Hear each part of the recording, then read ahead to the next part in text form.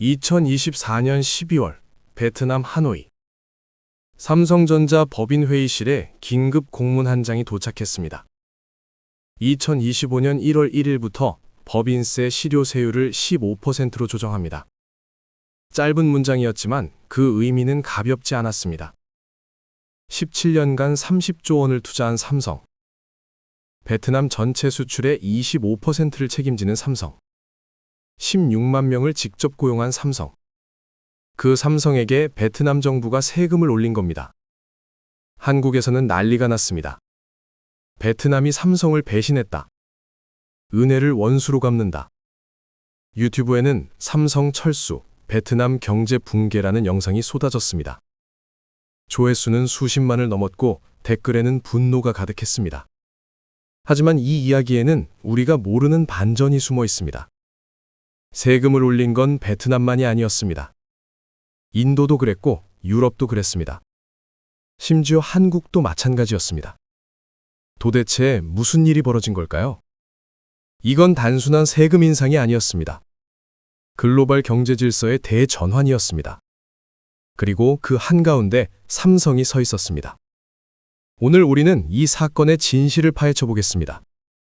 베트남의 배신인가, 생존을 위한 선택인가? 감정이 아닌 팩트로, 오해가 아닌 진실로 말이죠. 플러스 경제학, 지금부터 시작합니다. 2009년 3월, 베트남 북부 박린성. 황량한 벌판에 첫 삽이 내려갔습니다. 삼성전자의 첫 베트남 공장이었습니다. 당시 베트남은 가난했습니다. 1인당 국민소득 1,100달러. 농업과 수산업에 의존하는 최빈국이었죠. 삼성도 절박했습니다. 중국의 인건비가 폭등하고 있었습니다. 새로운 생산기지가 필요했습니다. 운명적인 만남이었습니다. 베트남 정부가 제시한 조건은 파격적이었습니다. 첫째, 법인세 10년간 5% 적용. 둘째, 토지 무상 제공. 셋째, 모든 인허가 신속 처리. 말 그대로 레드카펫을 깔아준 겁니다. 당시 베트남 총리가 직접 나섰습니다. 삼성 임원진을 만나 약속했습니다. 베트남은 삼성을 최고의 파트너로 대우하겠습니다. 그 약속은 지켜졌습니다. 2010년 첫 해에만 1만 명을 고용했습니다. 2013년 두 번째 공장 착공, 투자액 20억 달러. 2014년 가전 공장까지 추가, 누적 투자 1,000억 달러 돌파. 숫자가 말해줍니다. 2015년 삼성은 베트남 전체 수출의 15%를 담당했습니다. 2018년 그 비중은 20%로 늘어났습니다. 2020년 25%를 돌파했습니다. 단일 기업이 국가 수출의 4분의 1을 책임진 겁니다. 역사상 전례가 없는 일이었습니다. 베트남도 달라졌습니다. GDP 성장률 연평균 6에서 7%. 1인당 국민소득 3,000달러 돌파. 아시아에서 가장 빠르게 성장하는 나라가 됐습니다. 박린성과 타인유엔성 두 도시는 완전히 바뀌었습니다. 허허벌판이 첨단 산업단지로 변했습니다. 오토바이만 다니던 도로에 자동차가 가득했습니다. 쇼핑몰이 들어섰고 중산층이 급증했습니다. 베트남 사람들은 삼성을 국민기업이라 불렀습니다. 삼성 공장 취업은 꿈이었습니다. 경쟁률이 수십 대 1이었으니까요. 월급이 다른 곳보다 30-40% 높았으니까요. 부모들은 자식이 삼성에 취직하면 온 동네에 자랑했습니다. 우리 딸이 삼성 다닌다. 우리 아들도 삼성 취직했다. 삼성 직원이라는 말은 곧 안정과 성공을 의미했습니다. 2020년 코로나 와중에도 삼성은 멈추지 않았습니다. R&D 센터 착공. 대주면적 11만 미터제곱, 연면적 80만 미터제곱의 엄청난 규모였습니다. 글로벌 기업이 베트남에 세운 최초의 대규모 종합연구소였습니다. 투자액은 2억 달러. 이재용 회장이 직접 베트남을 찾았습니다. 응우엔 수원 부크 주석을 만났습니다. 베트남은 단순 생산기지가 아닙니다. 연구개발까지 하는 전략 거점입니다. 완벽한 파트너십이었습니다. 윈윈 관계였습니다. 하지만 이 아름다운 이야기에 균열이 생기기 시작합니다. 2024년 12월 초 삼성전자 베트남 법인에 공문이 도착했습니다. 글로벌 최저 한세 도입에 따라 2025년 1월 1일부터 실효세율 15%로 조정합니다. 담당자는 깜짝 놀랐습니다. 법인세를 10년간 5%로 유지한다고 계약서에 명시되어 있지 않습니까? 하지만 베트남 정부의 답변은 단호했습니다. 국제 규칙이 바뀌었습니다. 따라야 합니다. 소식이 한국에 알려졌습니다. 언론이 들썩였습니다. 삼성 베트남에서 세금 폭탄 맞았다. 17년 우정 한순간에 무너지나. 유튜브는 더 자극적이었습니다. 삼성 베트남 철수 결정. 베트남의 배신 30조 투자가 물거품. 은혜를 원수로 갚는 베트남. 조회수는 폭발했습니다. 10만, 50만, 100만 뷰를 넘었습니다. 댓글에는 분노가 가득했습니다. 베트남 놈들 배은망덕하네. 삼성 없으면 니들 망한다. 당장 철수해야 한다. 감정이 사실을 앞질렀습니다. 하지만 이 이야기에는 우리가 놓친 부분이 있습니다. 첫 번째 의문, 왜 하필 2025년 1월 1일이었을까요? 두 번째 의문, 왜 정확히 15%였을까요? 세 번째 의문, 왜 베트남만 그랬을까요? 답을 찾으려면 2021년으로 돌아가야 합니다.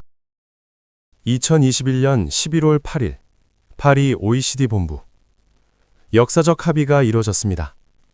글로벌 최저 세율 15% 도입. 136개국이 동의했습니다. 한국도 포함됐습니다. 베트남도 포함됐습니다. 목적은 명확했습니다. 거대 다국적 기업들이 세금을 회피하는 걸 막자. 법인세가 낮은 나라로 이익을 옮기는 걸 방지하자. 애플, 구글, 아마존 같은 빅테크. 이들이 주요 타깃이었습니다. 하지만 삼성도 여기 포함됐습니다. 다국적 기업의 실효세율이 15% 미만이면 본국 또는 사업장 소재국이 차액을 추가 징수한다. 쉽게 말하면 이겁니다. 삼성이 베트남에서 5% 세금만 낸다? 그럼 나머지 10%는 누가 가져갈까요? 선택지는 두 개였습니다. 첫 번째, 국내 최저 세율로 베트남이 가져간다. 두 번째, 국제 최저 세율로 한국이 가져간다. 베트남 정부는 고민했습니다. 10%를 한국에 주느니 우리가 가져가는 게 낫지 않을까? 합리적 판단이었습니다. 2024년 7월, 베트남 국회가 법안을 통과시켰습니다. 2025년 1월 1일부터 시행. 다른 나라들도 마찬가지였습니다. 인도도 도입했습니다. 싱가포르도 도입했습니다. 말레이시아도 도입했습니다. 심지어 한국도 2024년부터 시행했습니다. 베트남이 일방적으로 세금을 올린 게 아니었습니다. 국제 규칙이 바뀐 겁니다. 베트남이 계약을 어긴 게 아니었습니다. 모든 나라가 따라야 하는 새로운 룰이었습니다. 베트남만 그런 게 아니었습니다. 전 세계 136개국이 동시에 움직인 겁니다. 그리고 가장 중요한 사실. 베트남이 15% 세금을 안 거두면 한국이 그 돈을 가져갔을 겁니다. 결과는 똑같습니다. 삼성이 내는 총 세금은 15%입니다. 차이는 단 하나. 누가 그 돈을 가져가느냐. 베트남이 먼저 손을 든 겁니다. 하지만 오해는 계속됐습니다. 유튜브 영상은 멈추지 않았습니다. 베트남, 삼성 40만 명 해고. 베트남 경제 붕괴 시작. 삼성, 인도 완전 이전. 모두 거짓이었습니다. 실제로는 어땠을까요? 2025년 6월, 삼성전자가 베트남에 또 투자했습니다. 금액은 8억 4천만 달러. 우리 돈 1조 8천억 원입니다. 호치민 가전 복합단지 확장이었습니다. 누적 투자액은 28억 4천만 달러로 늘어났습니다. 철수는커녕 확대였습니다. 베트남 경제도 멀쩡했습니다. IMF는 베트남의 2026년 경제 성장률을 6.5에서 7%로 전망합니다. 세계 평균의 2배입니다. 외국인 직접 투자 2025년 384억 달러. 최근 5년 내 최고치입니다. 제조업 지수 54.5. 16개월 만에 최고 수준입니다. 경제 붕괴는 어디에도 없었습니다. 하지만 삼성이 인도에 투자한 건 사실 아닌가요? 맞습니다. 하지만 이유가 다릅니다. 트럼프의 관세 정책 때문이었습니다. 베트남산 제품 관세 46%, 인도산 제품 관세 35%. 차이가 명확합니다.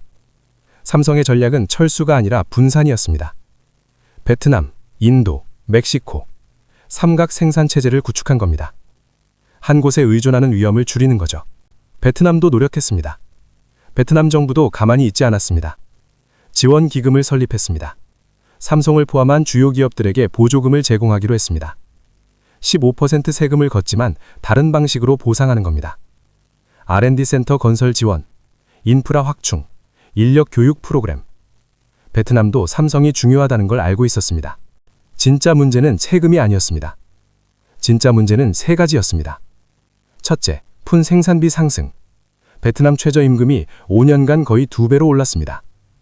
중국 기업들과 인력 경쟁이 심화됐습니다. 둘째, 기술 유출 위험. 베트남 진출 기업 65.9%가 기술 유출을 경험했습니다. 첨단 안섭일수록 리스크가 큽니다. 셋째, 정책 불확실성. 약속한 보조금이 지연되는 경우가 있었습니다. 행정 절차가 복잡했습니다. 이게 한국 기업들의 실제 고민이었습니다.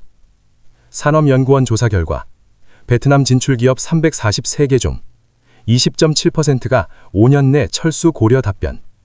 이유는 생산비 상승 30.1%, 경쟁 심화 24.7%, 미중 분쟁 15.1%.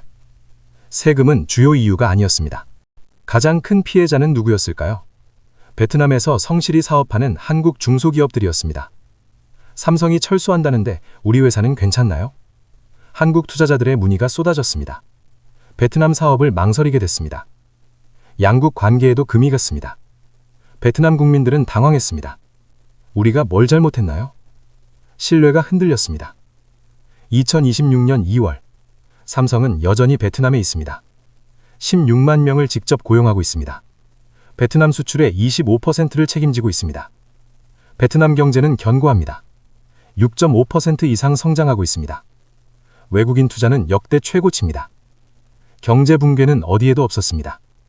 대량 해고도 없었습니다. 철수도 하지 않았습니다. 진실은 이랬습니다.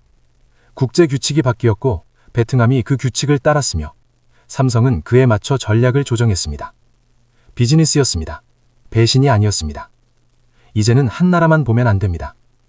OECD가 15% 최저 한세를 도입한 이유, 136개국이 동의한 배경, 다국적 기업에 미치는 영향, 이런 큰 그림을 이해해야 합니다. 베트남만 나쁜 게 아니었습니다. 세계가 함께 움직인 겁니다. 삼성의 선택을 다시 보세요.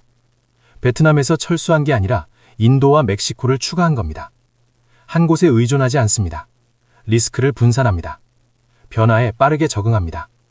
이게 글로벌 기업의 생존법입니다. 삼성은 베트남이 필요합니다. 베트남도 삼성이 필요합니다. 한쪽이 일방적으로 우위에 있지 않습니다. 서로 필요한 파트너입니다. 배신이나 은혜 같은 감정적 표현은 적절하지 않습니다. 비즈니스 관계입니다. 삼성에게 15% 세금 부과한 베트남. 이 사건은 배신이 아니었습니다. 국제 규칙의 변화였습니다.